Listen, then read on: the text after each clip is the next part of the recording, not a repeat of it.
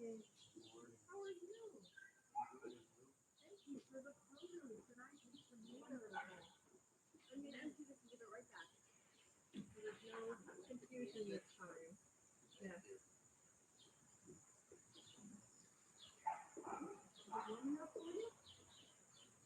get warmer pretty much every day this week.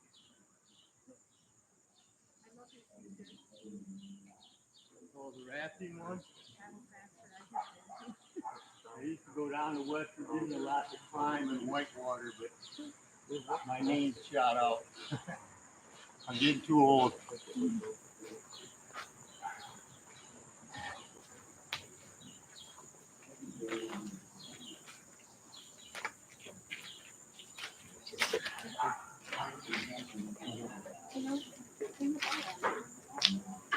Go ahead. Okay. I'm happy to. Yeah, when I've been doing the dogs, I've been on the edge there. Using my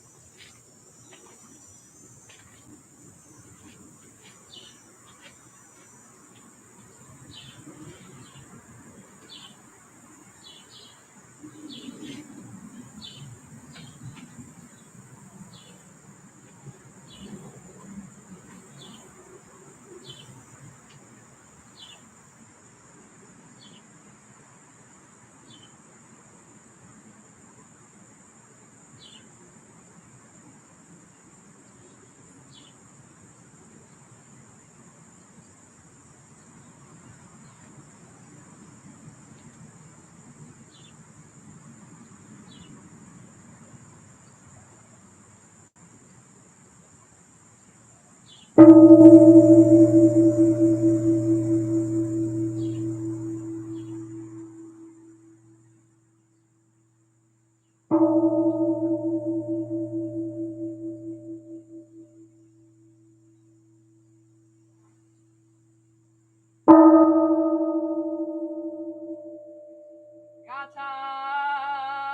for the sound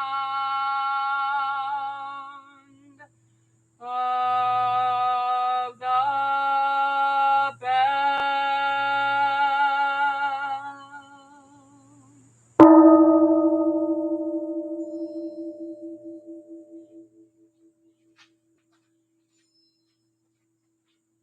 Mind calm, body at ease, breathing quiet, sentiment benevolent.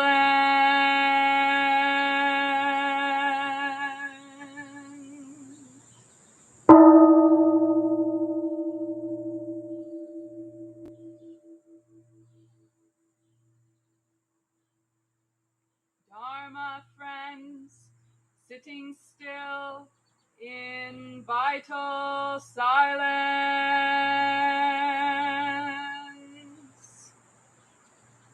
wanting nothing, we practice eco-Buddhism together.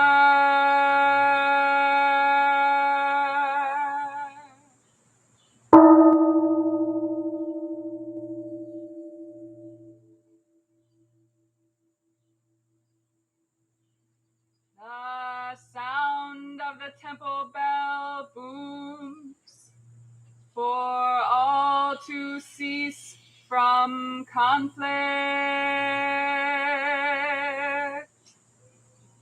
May the way of Buddha usher in the dawn of non-violent global village forever.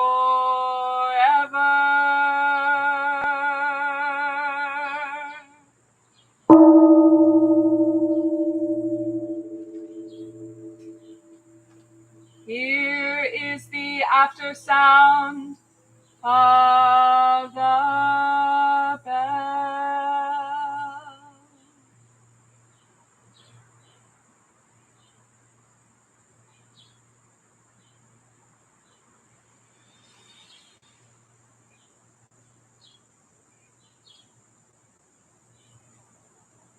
Thunder of silence, light after Dharma rain.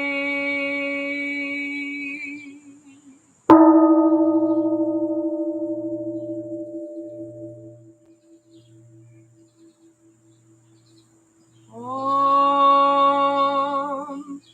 Amoga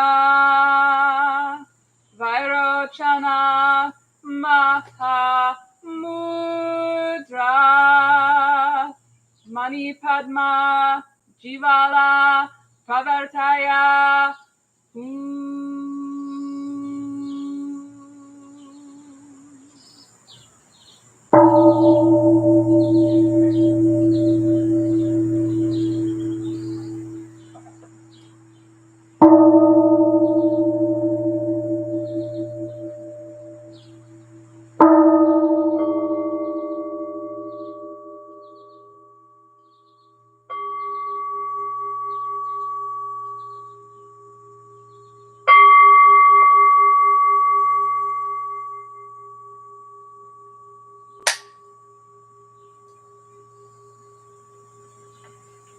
Please stand for the chanting of the three refuges.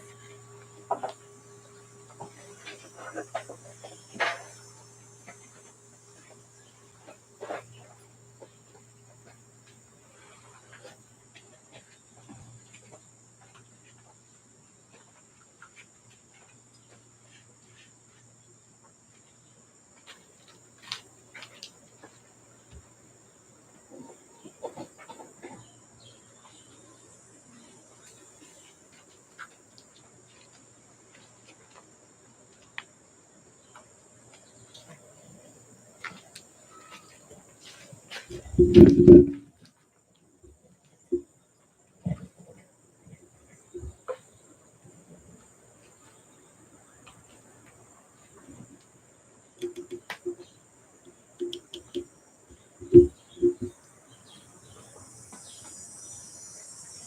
those of you who are new, we're going to chant the three refuges first in Sino-Korean, which is in keeping with our tradition. Our founder came from the mountain monasteries of South Korea. And then after the Sino-Korean version, in which you can just throw your sound in, we'll do an English version so that you have a better understanding of the meaning. So please bring your hands palm to palm. We call it hapchon, of sincere heart. Pay attention to your body, how you're standing. Hips a little forward, sternum a little lifted. So that as you chant, you become like a musical instrument.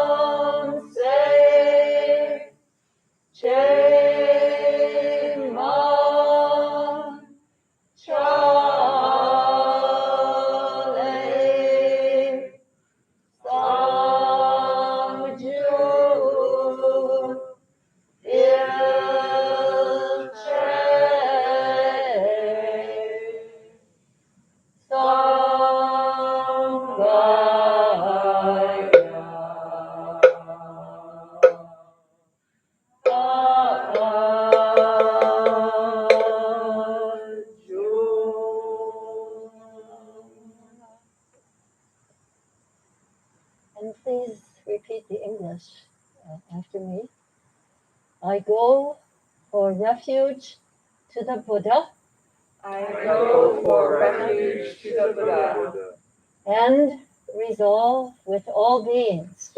and resolve with all beings. I will cultivate a heart of enlightenment I will cultivate a heart of enlightenment and realize the great way.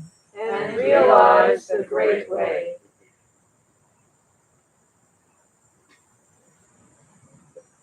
I go for refuge to the Dharma I go for refuge to the Dharma and resolve with all beings. and resolve with all beings. I will penetrate the teachings I will penetrate the teachings and uncover oceans of wisdom. and uncover oceans of wisdom.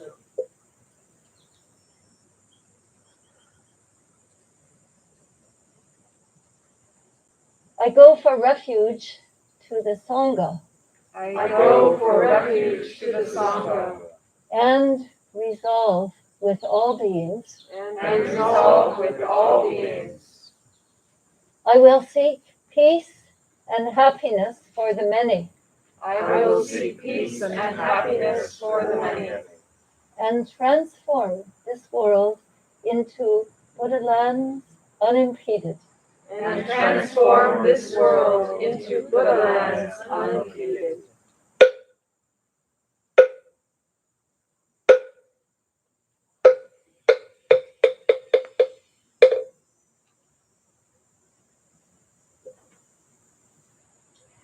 Please be seated for another shorter period of meditation, 5 minutes.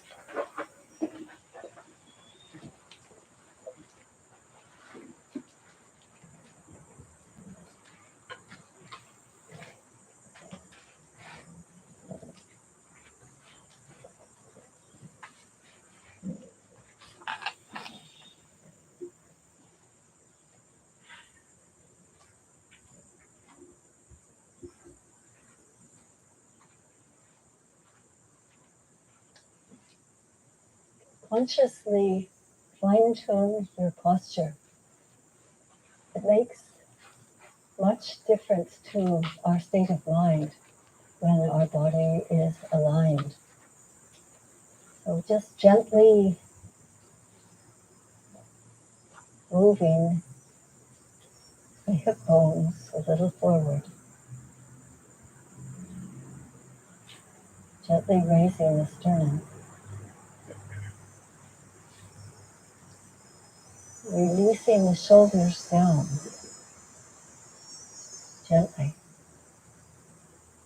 and bringing the shoulder blades together.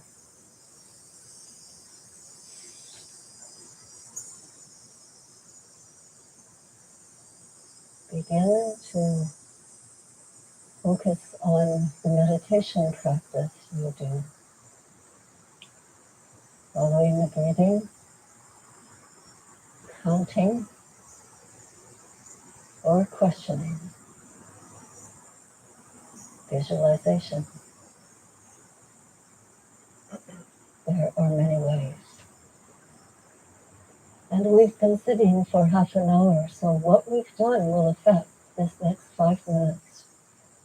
So please allow yourself to settle deeply, focus well, and relax.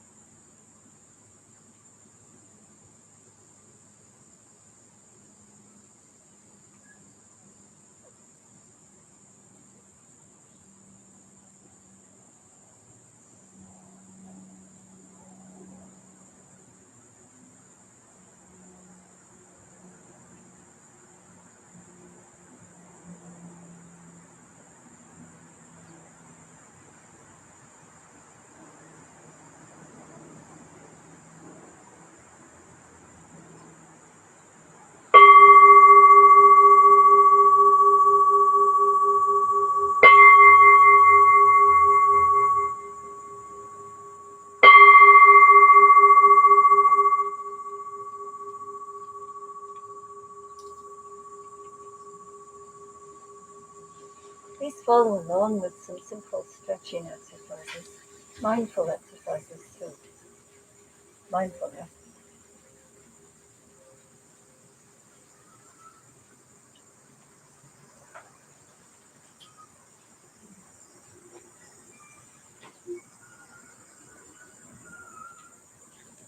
With the fingers around the perimeter of the face, pressing. And then the fingers to the top of the head, also pressing.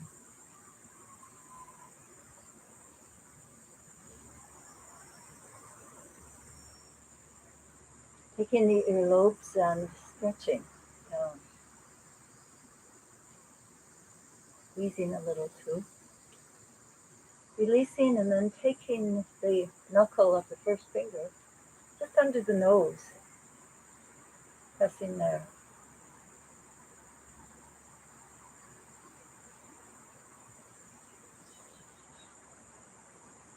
Then leaning forward.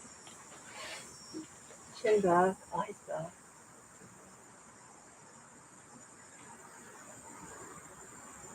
And placing the fingers and letting the head drop back as far as you can. And then coming forward to fold.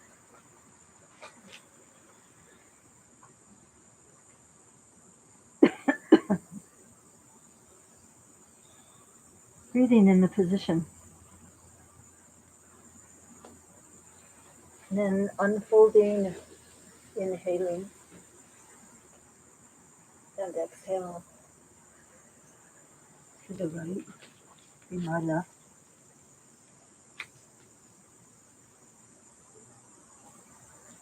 Unfold and inhale. And exhale every side.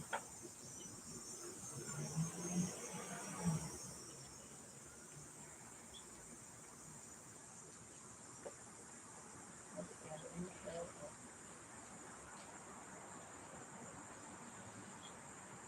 And release the arms down to place the fingers behind. Again, head back, eyes back, and bring the shoulders blades together. And then exhale forward.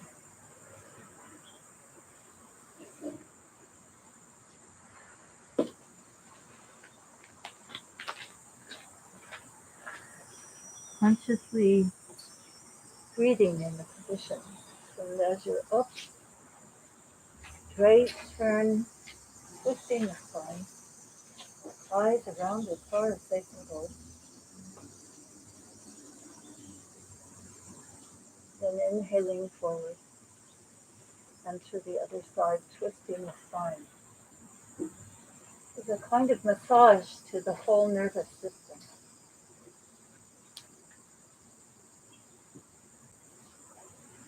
And inhaling forward. Bringing the hands just to the base of the trunk for trunk circling. Down, inhaling up and round. And exhaling down.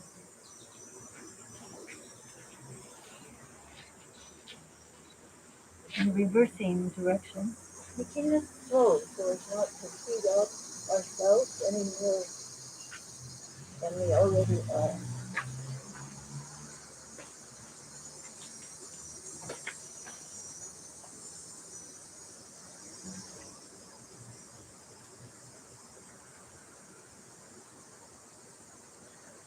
Then bring one hand under the arm, keeping the spine straight so that it bends just sideways. Again, working with the nervous system.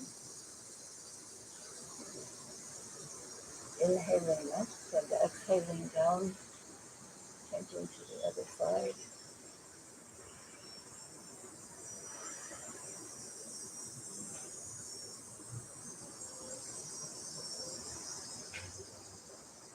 And place the fingers behind, elbows wide.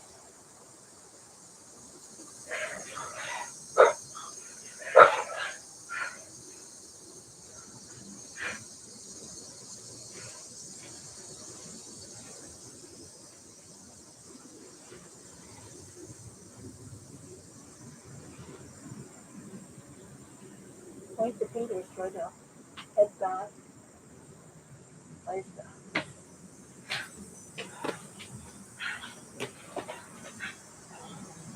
Raising shoulders and releasing.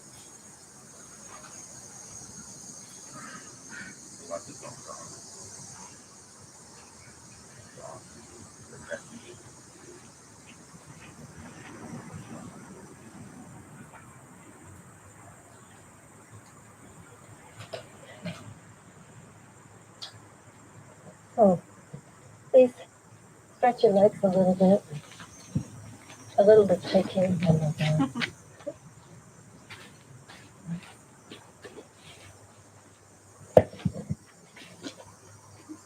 Your pasa's right there. Your pasa is right there. oh my God. Supposed to take it off when you go to the bathroom, so that's what happened.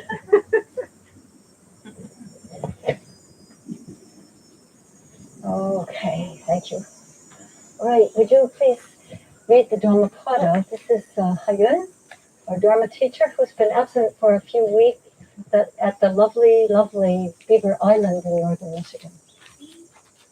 Back. Please bring your hands palm to palm. Deepen your breathing and your focus so that your listening is also deep. Victory is mine. Knowledge is mine. And all purity, all surrender. I want nothing. I am free. I found my way. Whom shall I call teacher? The gift of truth is beyond giving. The taste beyond sweetness. The joy beyond joy. The end of desire is the end of sorrow.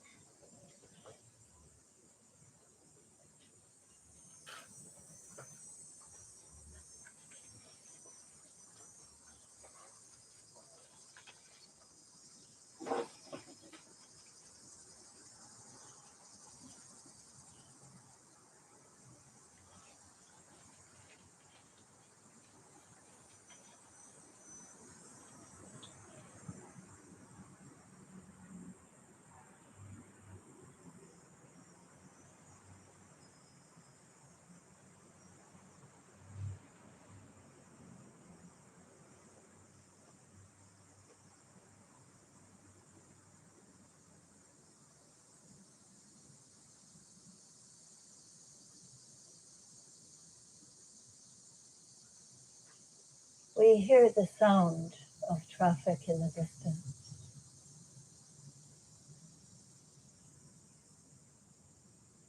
All the coming and going. Coming and going. Because of that, there is this. The chirring of crickets, sweet soft birds, and a cool breeze from time to time. Just this, just now, just here.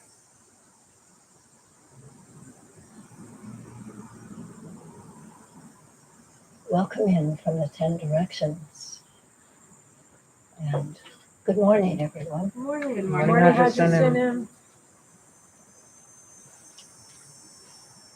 Thanks for coming out.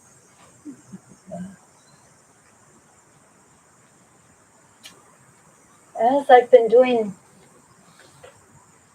and really appreciating having the opportunity to do, I'd like once again to acknowledge that our temple sits on the traditional homelands of the people of the Council of the Three Fires, the Ojibwa, the Potawatomi, Ottawa, as well as the Anishinaabe, Menominee, and Miami and Ho-Chunk nations. And in my research, we are at the southern end of that confederacy, but the center was actually on Mackinac Island. Yeah. And we're learning more day by day.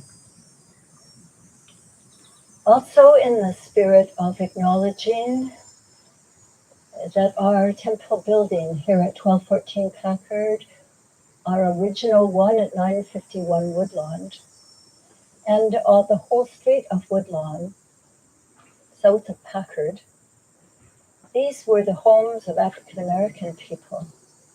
Most vibrant community as we research and find out. So we are grateful to be on such good land with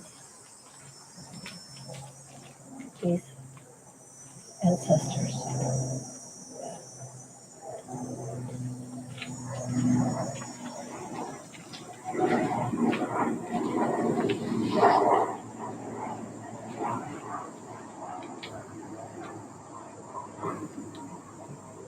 Is there anyone who cannot hear? Good. Thanks for everybody for setting up this morning. It's quite a big deal getting ready for you. Yeah. Just putting the Buddha in its place after being tucked away for a week. Getting the wagon and pulling it out with the sound equipment, bringing the whole system of internet over here from our Sangha house where we use it for other programs. Finding the rug, which we lost, and this and that. So because of that, we are here. Yeah. It's always like that. Some stories which have come to my attention, and some sharing of my reactions and responses to them. First of all, one of our members a few days ago expressed their brokenheartedness to me because of the loss of a partner. And it was just really raw. There were tears.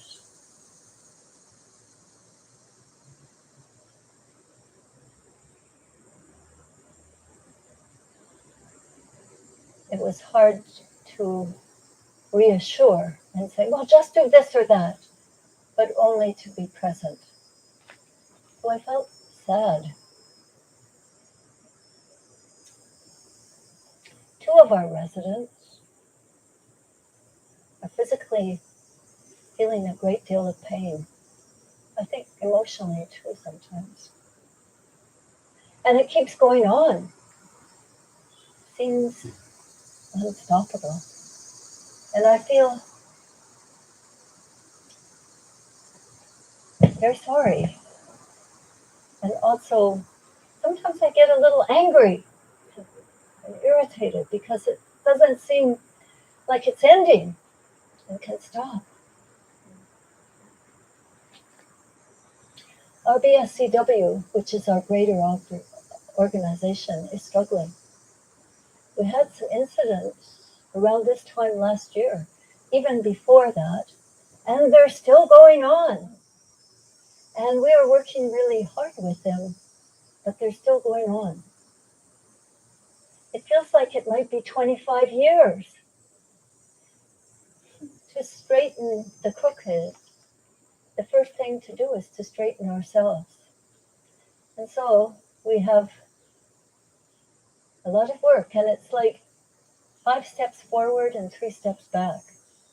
But we are making some progress. So sometimes I feel really frustrated and I feel angry and I want to just say, let's just do these things. Why does everybody have to talk about everything all the time?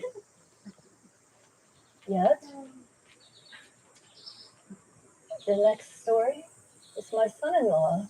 I was just learned yesterday has COVID. He lives in Illinois.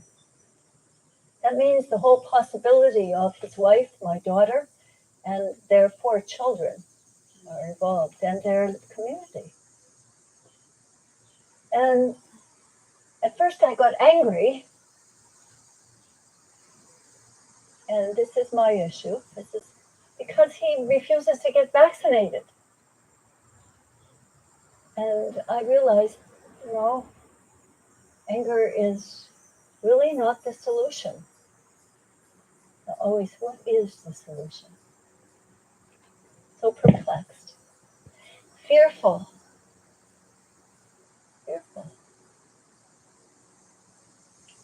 All of us get news about Haiti, Afghanistan, and across the world these days.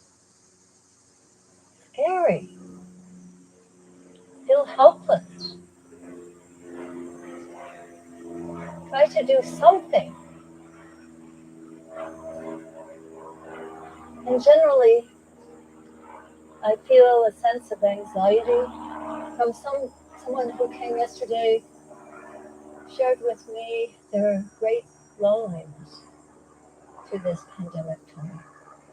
It's really lonely, wondering where community is, being at home alone all the time. So anxiety, loneliness, fear, pain, anger, helplessness.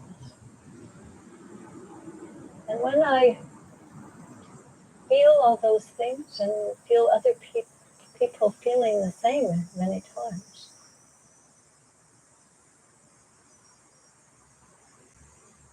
this little phrase, this too comes to my mind.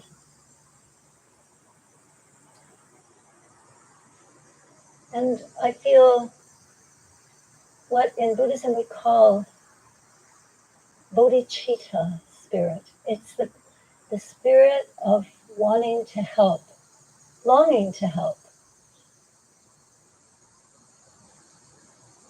with the relief of suffering, my own and others. And these days, it feels like great patience is needed.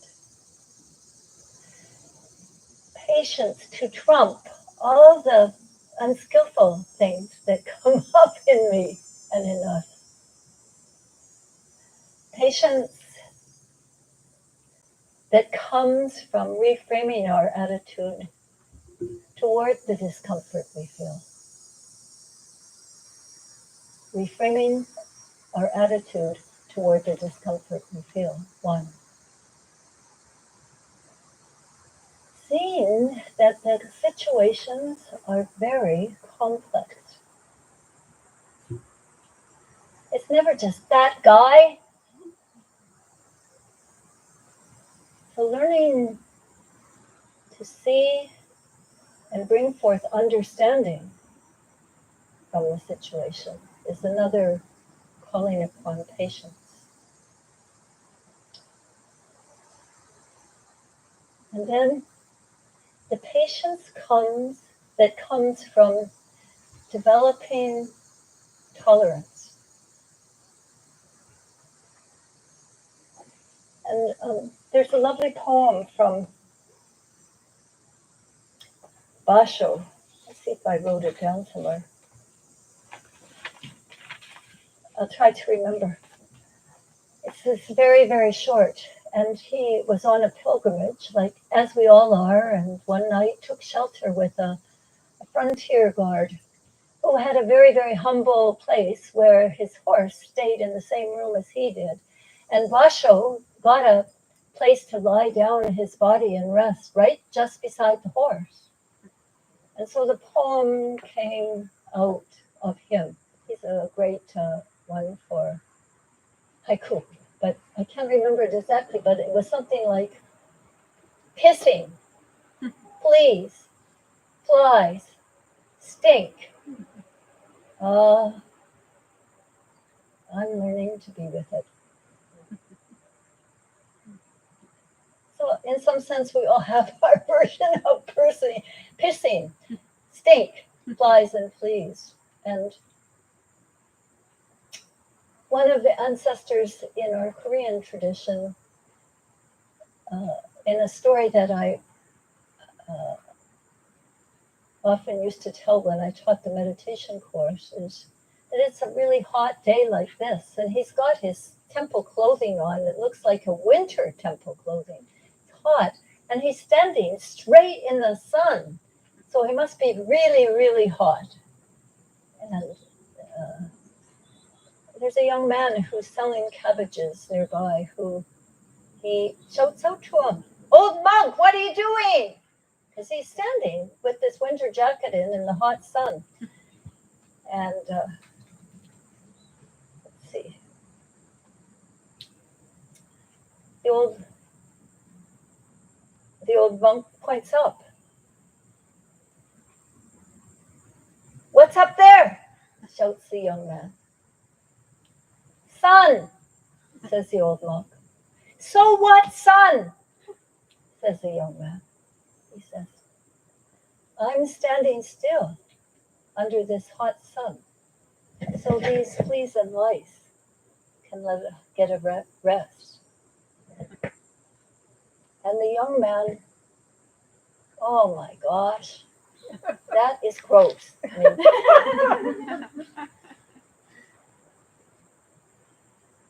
and the old man, the monk, turns and walks away as the young man spraying his cabbages with water. And he's thinking, wow, that's some person who has such high regard for despicable creatures. Tolerance. And he goes to him and says, "Master, master, can I come with you?" "Ane, no," says the old master. "Please, I would like to learn from you." "Ane." It takes a lot of persuasion on the young man's part. And finally, the monk says, "Hapshira." Hapshira, Korean words, let's go. Hapshira. And the story develops a lot from there. It's quite a story. It's about over and over again and yet again. So this patience that is the antidote, that so often can be the response to all of our difficulties and complaints and unskillfulness. Patience that comes from reframing our attitude toward discomfort. That comes from deeply understanding the complexity of situations and misunderstanding, etc., etc. And that comes from developing toleration. So I've been sometimes at the table, sometimes just around. I feel so broken sometimes as I get older, not understanding what's going on, but practicing patience, trying to practice patience.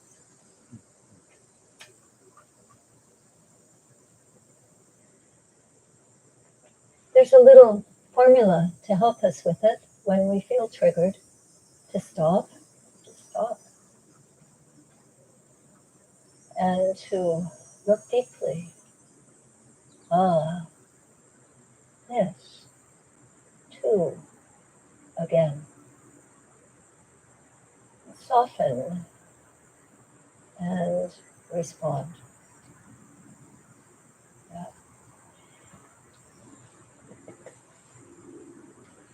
We call it in our tradition, self-help,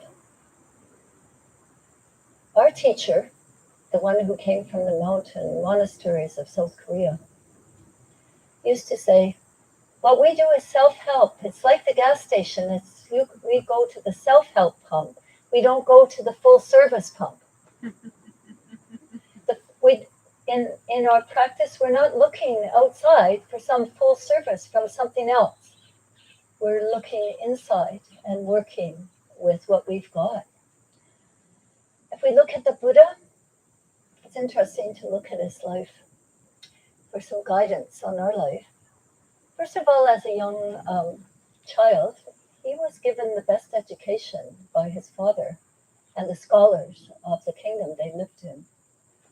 So he understood the basic philosophy which had preceded his life. He wasn't so keen about that, and so he left. And he practiced asceticism, where he learned to really tolerate a mind that was crazy, going here and there, thinking this and that. Circumstances on the outside, very difficult. He was good at it, but he realized that it was only part and not the complete solution. So he sat down in meditation with full intention to see if he could come and understand really what suffering was really all about and how he could help others with it. So those are sort of the kind of three things, but a couple of things that I thought of that was interesting in the Buddhist time. You know, he mostly lived outside. Outside. He got from one place to another by walking. And it's said that he had a special relationship with trees. In our Milgat, it said the Buddha was born in the Lumbini garden. He was born under a tree. He attained enlightenment at Bodh Gaya, under a tree. He set in motion the wheel of Dharma at Sarnath, under a tree. And he attained parinirvana. What do you think? Under a tree. Under a tree. It could be our refrain, under a tree. He would have liked Ann Arbor. Under a tree. Yeah, the whole world had a lot more trees at that time, for sure. And so here he was, outside in nature all the time, and really sat down under a tree, lay down under a tree. At the very key experiences of his life, birth, enlightenment, finding what he was supposed to do, teaching, and dying. And our dear resident Kashu, she's one of the ones with a lot of the pain. And one thing that she always longs to do because she feels like it eases her pain is to get outside, to be surrounded by nature, to see a river, to get in a river. Because it actually has been scientifically proven that these calm our nervous system, all of these. Hayun, she's by the lake up north, meditates there. When I was there, the same. So aside from maybe some ascetic practices, because we do need to be somewhat disciplined, and learning the sitting meditation practice to bring our minds back. I think there's a great role for self-help in nature, under trees, and one of the formal ways to do that is in walking meditation.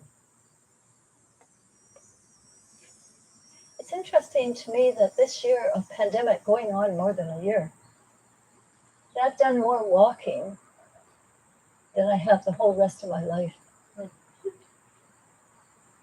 And I'll go out in the early morning if that's the only time I've got, because it feels like my body-mind needs to be outside and moving.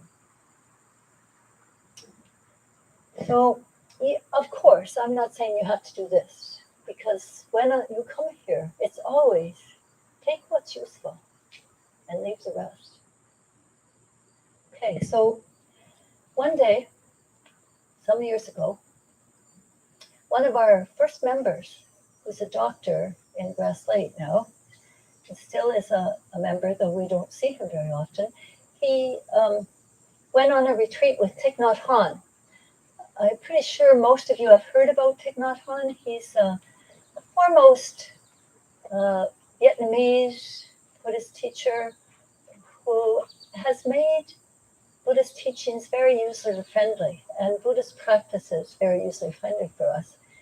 And Dor Young, this longtime member of the temple, went to a retreat with him. And he came back,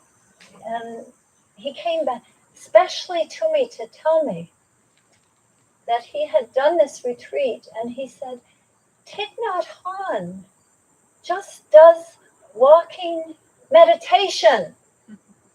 And it was like he had this big insight that walking was a meditation and that Thich Nhat Hanh was really emphasizing it. And he was kind of thrilled because he himself had been very ascetic, getting up at 4 o'clock in the morning, always doing 1 hour of meditation. He used to report to me about this. And then after that, he would study medical texts.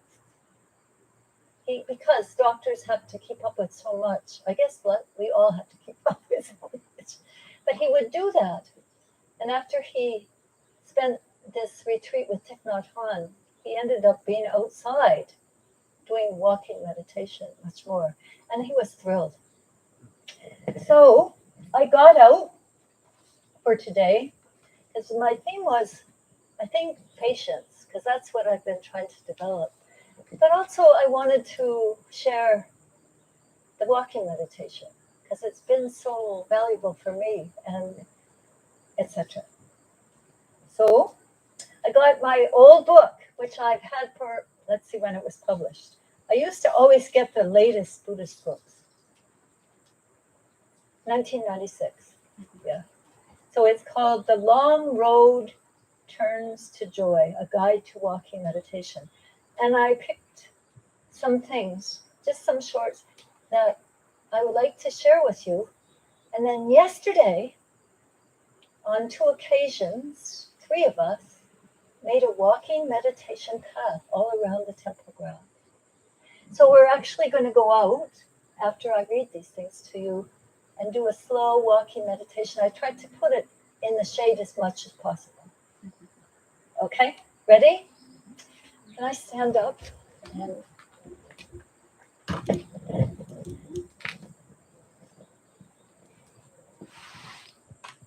yeah, you can stand up too if you want to. Yeah. This is kind of treasure stuff. It's this first little reading is anyone can do it. Walking meditation is meditation while walking.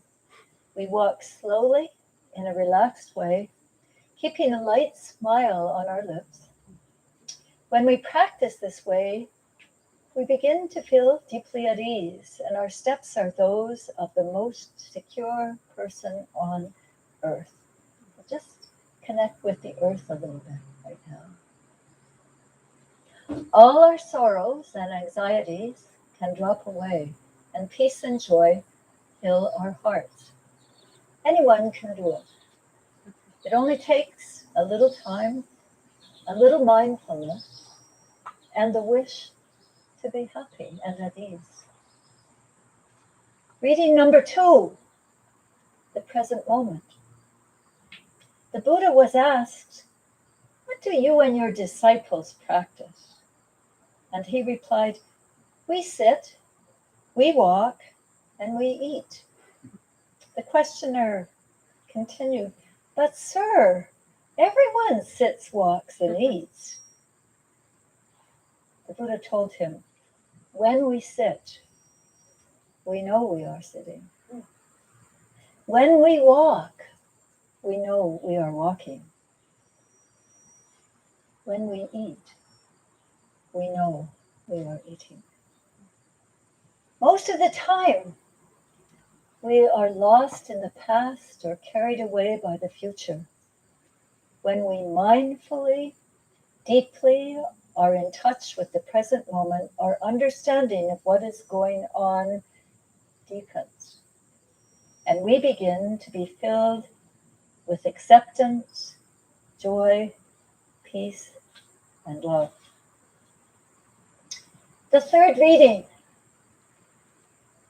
aimlessness. In Buddhism, there is a word, apranibhita. It means wishlessness or aimlessness. The idea is that we do not put anything ahead of ourselves and run after it. Do you get that? We don't put anything and run after it. When we practice walking meditation, we walk in the spirit. We just enjoy the walking with no particular aim or destination. Our walking is not a means to an end. We walk for the sake of walking. A.J. Most said, "There's no way to peace. Peace is the way." Walking in mindfulness brings us peace and joy and makes our life real. Why rush? Our final destination will only be the graveyard. Why not walk in the direction of life, enjoying peace in each moment with every step? There's no need to struggle. Enjoy each step. We have already arrived. Okay, one more reading. Is one more reading okay? It's a little more instructional. And dear folks at home or wherever you are, at the end of the camera, and after this reading, we here are going to go on a walk around the temple grounds. Would you too take about 10, 12 minutes to go on a walk where you are? And then write to us about it in the chat after. We'd love to hear. Last reading. There's many more, but invest your whole body. Invest 100% of yourself into making a step. Touching the ground with your foot, you produce the miracle of being alive. You make yourself real and the earth real with each step. The practice should be very strong and determined. So you're just take one right now so that you're really present with it. Strong and determined. Yeah. You are protecting yourself from the habit energy that's always pushing you to run and to get lost in thinking. Bring all your attention down to the soles of your feet and touch the earth as though you are kissing the earth with your feet. That's even a little romantic. Each step is like the seal of an emperor on a decree. Walk as though you imprint your solidity, your freedom, and your peace on this earth. Okay.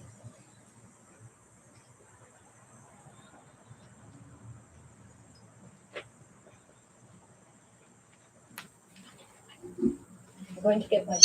Oh, gosh. You have to turn the microphone off. That's a wake up, isn't it?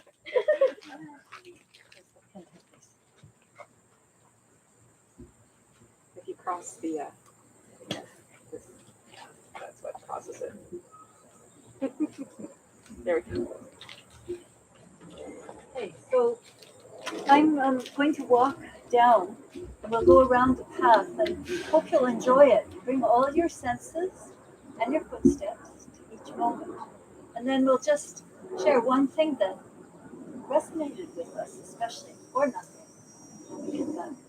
And then I have a final prayer where we'll stand to repeat together. Okay. So let's go as if we were leaving from a wedding, the front row first. And then you can decide what you want to do your hands. You have lots of different ways. In our tradition, we put our thumbs inside of fingers of the other hand. If Sigo feels comfortable, it's hot. You might be able to hand exactly. So,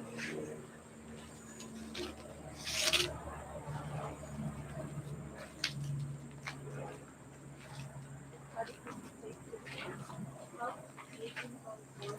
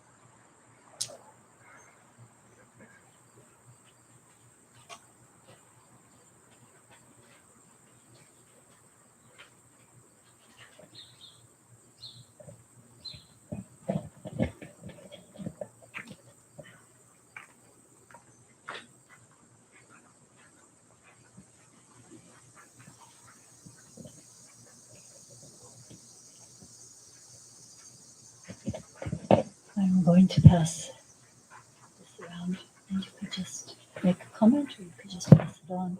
The comment would be about what you notice doing this walking meditation. Are there something right on the ground, or in a tree, or in your mind? I noticed that I craved wind.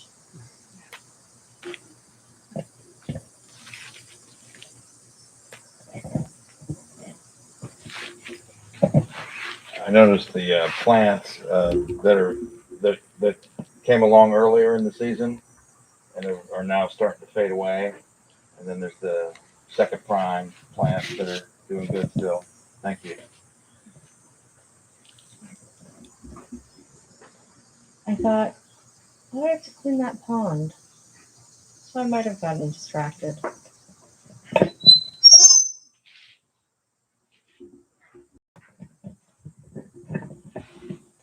I experienced that the terrain of each footstep felt unique through the sole of my foot, and each one was different from the next. I also felt the textures of the stones, especially, and how I had to pay more attention to those steps to keep my balance. I noticed the limestone. It was really nice walking on the limestone.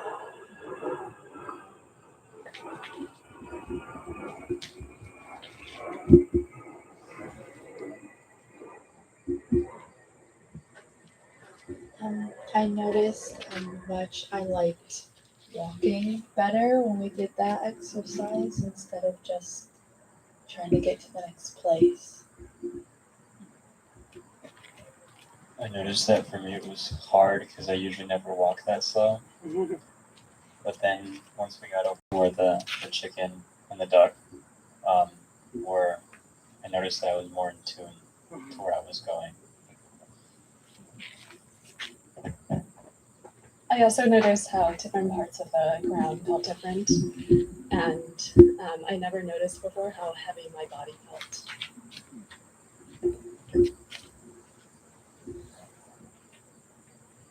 I noticed when I was paying more attention to walking, there was less room for everything else to interfere.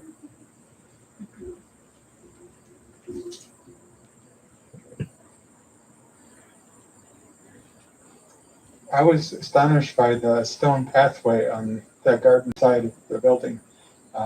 We had these new stones in place, but I just sort of, my mind went probably 10, 20 years back into the past thinking about who probably put that stone path in, and was amazed. And I also was surprised at my tendency to want to hurry up as I'd be at the end of the line, and I figure everyone's waiting for me. But I would go back to what Haji said, is we're not trying to get over there. So that was good practice.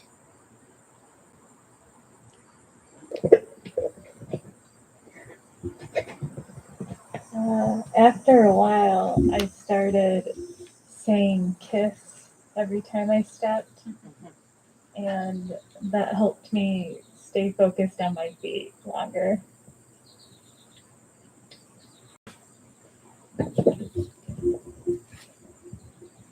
I appreciate what you said on the walking. Like generally, like I walk in a rush. I tend to be a very impulsive person. So in that moment, I was focusing on one, kind of like hugging the earth, kissing the earth, but also breathing. So it felt slower. I was more focused. I noticed the flower and the water on the surface, which was beautiful. The chicken and the smell around is very unique from a corner to corner. So yeah.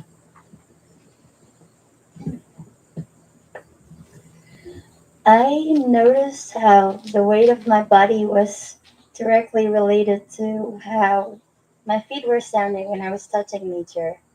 And I don't usually see myself as somebody who interacts with nature, but I was stepping on it.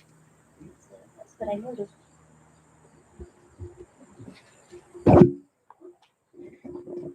I noticed the sound of our feet pressing the earth is very soothing and pleasant.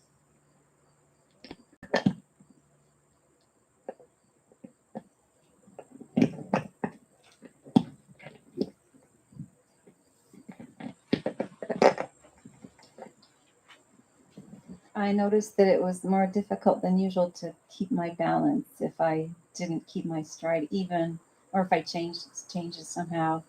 And I was noticing the bugs in the grass and on the dirt and stones. And as I sat down, I realized I spent a lot of my, say, elementary school years looking at the ground. I was close to the ground. I noticed all the weeds and grasses and plants. And it just brings me back to those moments of just playing on the dirt and the grass outside.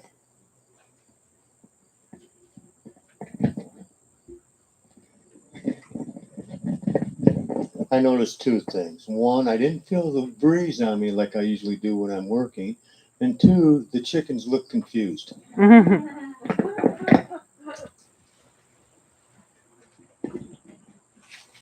I noticed how the person in front of me, as they would lift their foot up, the plants would spring back.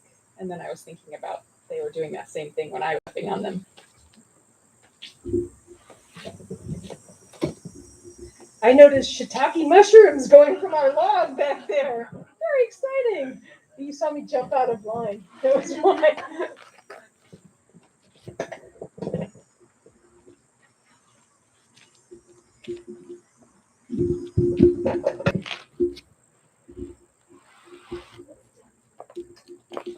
It's also called four great bows, and there's many variations. But this is the one I chose for us this morning. The four great bows. Your turn. The four great bows. Sentient beings are numberless. Sentient beings are numberless. I vow to save them. I vow to save them. Consuming desires are endless. Consuming desires are endless. I vow to stop them. I vow to stop them. Bio-relations are intricate. Bio-relations are intricate. I vow to honor them. I vow to honor them. Nature's way is beautiful. Nature's way is beautiful. I vow to become it. I vow to become it.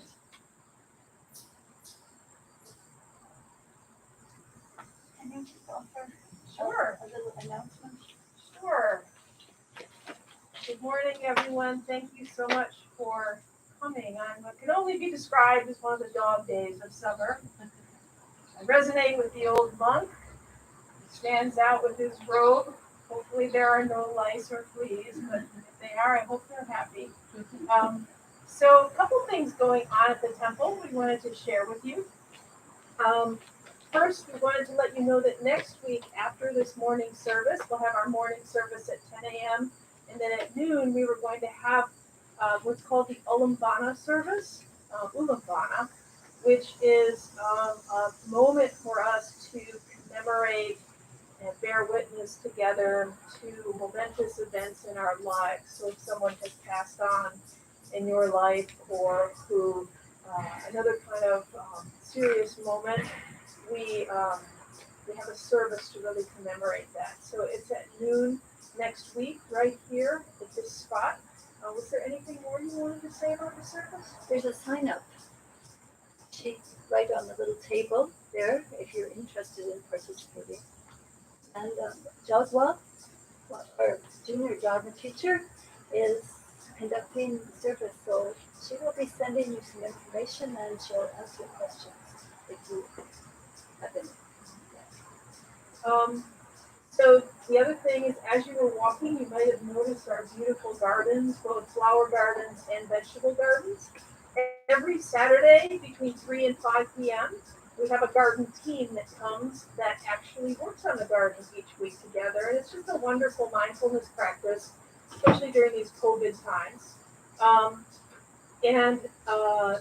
That brings me to my last topic, which is COVID. The big principles of Buddhism is impermanence, and we seem to be as a world going on with an impermanent situation. And so we are going to continue to do the outside services every week. But we are keeping in touch with what's going on with the, locally, statewide, and just trying to keep everyone safe here. We wanted to ask you at this point that if you do need to go inside, that you always wear a mask. And if you're going to be inside for more than 15 minutes, we're going to offer you a COVID test because we just want to keep our residents and everyone here who comes to the temple extremely safe. Things change, and so who knows what it'll be like next week, next month. And so we're just now very appreciative that you came out for it, and appreciative to all of you too. The last thing is we just want to thank you so much for your kind and generous donations to this temple, because without you, the temple wouldn't be here. We only survive on the kind donations of those who really are touched by the mindfulness practices and meditation practices that we offer.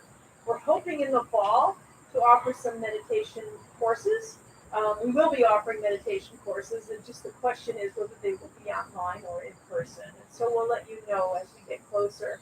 But there are always ways for you to deepen here at the temple as you so choose. So thank you for coming. Let's together do 3 vows and we end. Audrey, there's a question. I just wanted to remind people Recovery Dharma is at noon today, and be at the temple. And just follow the path that you were just on. You see an open door, turn right. Buddha Hall. The Buddha Hall. I got you. I keep being corrected.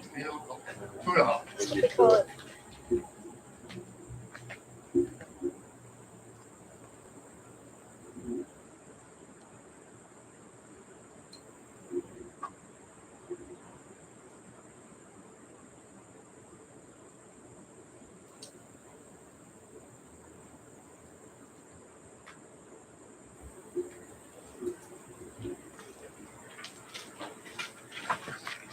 And again, we'll exit.